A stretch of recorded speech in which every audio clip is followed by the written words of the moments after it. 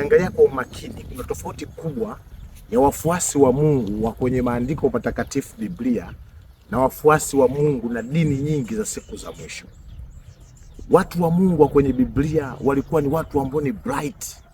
Ukimwangalia Danieli, ukiangalia kina Yusufu, ukiangalia kina Yakobo, Ibrahimu mwenye uwezo wa kumanage familia yenye watu zaidi ya 1000 mpaka 1500. Kina Paulo ni watu wenye upeo mkubwa, wenye uwezo mkubwa wa kufikiri na kuorganize mambo yakaleta matokeo. Shetani kwenye ndoano yake ya kutegea watu ameweka dini mfu kama chango.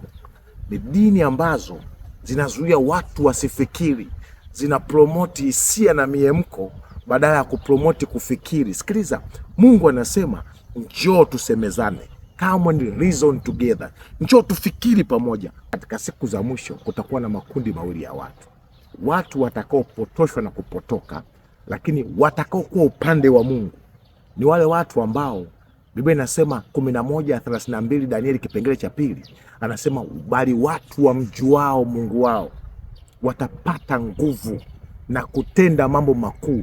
Itakuwa ni watu wenye utafiti wa kufikiri vitu vikubwa vyenye kupindua maisha yao. Kwa hiyo hatutamaliza historia ya dunia hii kinyonge.